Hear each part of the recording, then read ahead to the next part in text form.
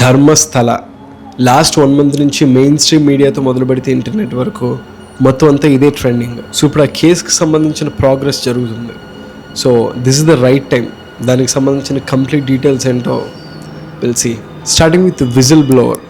Whistle blower అంటే ఒక వ్యక్తి ఒక ఇల్లీగల్ యాక్టివిటీలో కానీ లేకపోతే ఒక క్రిమినల్ యాక్టివిటీలో కానీ ఇన్వాల్వ్ అయ్యి లేకపోతే కళ్ళారా చూసి దాన్ని అందరికీ పబ్లిక్గా చెప్పడం, లేకపోతే కోర్టుకో పోలీసులకు ఇన్ఫార్మ్ చేయడం కూడా. ఇదే తరహాలో ఒక అన్ఐడెంటిఫైడ్ పర్సన్ వచ్చి కోర్టు ఎదురుగా 1995 నుంచి 2014 వరకు దాదాపు 200 నుంచి 300 మంది డెడ్ బాడీలని అంటే శవాల్ని తీసుకెళ్ళి అక్కడ నేనే నా సొంత చేతులతో పాతి పెట్టాను, అవన్నీ కూడా సెక్సువల్ అసాల్ట్కి లేకపోతే మైనర్ గర్ల్స్ ఇలా various range of women and children ఉన్నారు అని చెప్పి మామూలు స్టేట్మెంట్ కాదు అది. ఇక్కడ ఈ స్టేట్మెంట్ని ఆ పర్సన్ని అలాగే కేస్ సీరియస్నెస్ని చూసి కోర్టు తన డీటెయిల్స్ని ఎవరికి బయటకు చెప్పకుండా సేఫ్ గార్డ్ చేయడానికి అని చెప్పి అన్ని ప్రొసీజర్స్ చేశారు. అండ్ నెక్స్ట్ ఇక్కడ మనకు డౌట్ రావచ్చు, జస్ట్ ఎవరైనా కూడా వెళ్ళి ఇలా నేను ఒక 500 మంది బాడీని నేనే పాతిపెట్టాను లేకపోతే కావాలని చెప్పి ఒకరి మీద ఎలిగేషన్ చేయడానికి కూడా చెప్పచ్చు అనుకోవచ్చు.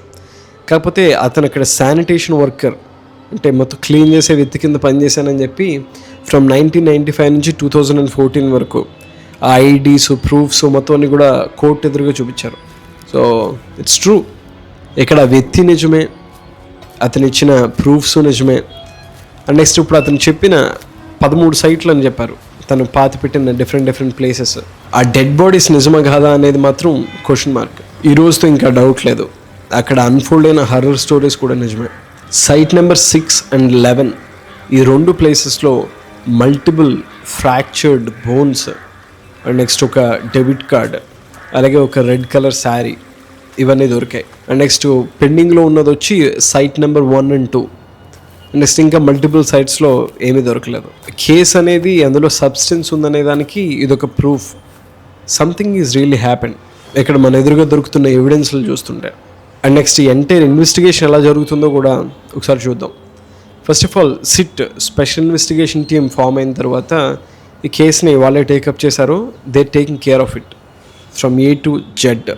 అయితే ఇందులో కొంచెం మంది ఆఫీసర్స్ కరప్టెడ్ అని చెప్పి అలాగే ఇప్పుడు ఎవిడెన్స్ కింద ముందుకొచ్చిన పర్సన్ని పర్సనల్గా బ్లాక్మెయిల్ చేసి బెదిరిస్తున్నారని చెప్పి కేసు విత్డ్రా చేసుకోమని చెప్పి ఇలాంటి స్పెక్యులేషన్స్ నడుస్తున్నాయి.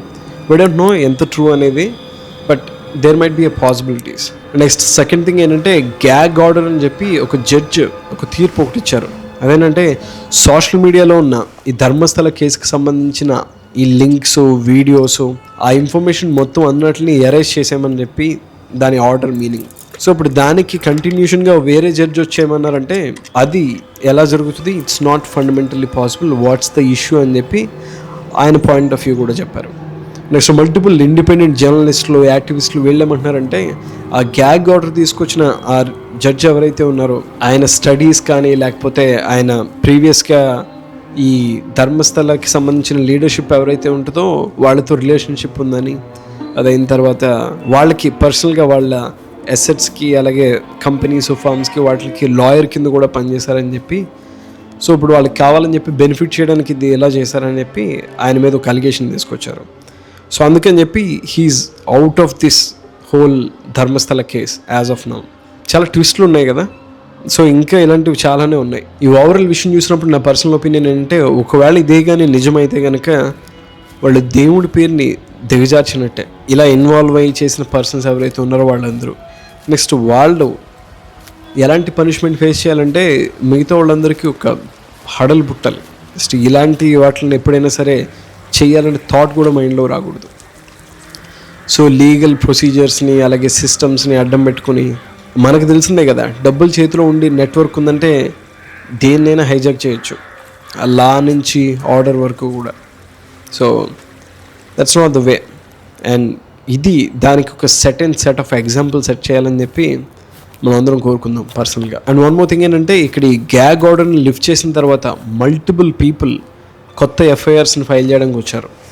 అండ్ నెక్స్ట్ వాళ్ళందరూ వాళ్ళ పిల్లలు లేకపోతే వాళ్ళకి తెలిసిన వాళ్ళు అనుకోకుండా సడన్గా డిసపియర్ అయిపోయి కనిపించకపోవడం అండ్ దానికి సంబంధించిన ఎలాంటి ప్రోగ్రెస్ జరగకపోవడం, నెక్స్ట్ అలా వదిలేసిన కేసులు ఉంటాయి కదా, అలాంటివన్నీ కూడా తీసుకొచ్చారు. వాళ్ళ వ్యక్తిగత అభిప్రాయం ఏంటంటే ఇక్కడ ఈ డెడ్ బాడీస్ ఈ విక్టిమ్స్ ఎవరైతే ఉన్నారో వాళ్ళ సొంత వాళ్ళు ఎవరైనా ఉన్నారేమో అని చెప్పి దే హ్యావ్ ఎ డౌట్. ఇక నేను చెప్పే స్టోరీ ఆల్రెడీ చాలామంది యూట్యూబర్స్ చెప్పడం లేకపోతే న్యూస్ ఆర్టికల్స్లో మీరు చూసే ఉంటారు. కానీ ఇక్కడ నేను కొత్తగా చెప్పే పాయింట్ ఏంటంటే ఈ టెంపుల్ అథారిటీస్ మీద అలాగే ఆ లీడర్షిప్ మీద 1980 నుంచే చాలా అలిగేషన్స్ ఉన్నాయి.